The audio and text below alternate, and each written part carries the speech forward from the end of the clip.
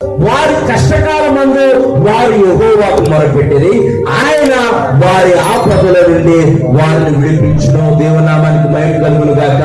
ఈ రాత్రికాల సమయంలో ఎటువంటి కష్టంతో ఉన్న నీవు, ఎటువంటి బాధను అనిపిస్తున్న నీవు, ఎటువంటి వేదన అనిపిస్తున్న నీవు, దేవుని సన్నిధిలోకి వచ్చి కూర్చొని నువ్వు ఖాళీగా కూర్చోలేదు కదా.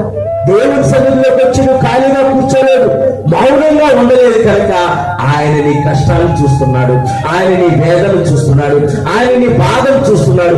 ప్రారంభ ప్రార్థన నుంచి నీవు ఏకీభవించి ఆయనకి స్తుతులు చెల్లించడము, ఆయన ఆరాధించడము, ప్రార్థనలో ఏకీభవించడం నీవు చేసావు గనక ఈయన కూడా ఇక్కడ ఆ ఇశ్రాయేలు ప్రజలు వారి కష్టకాలంలో దేవుడికి మొరపెట్టారంట.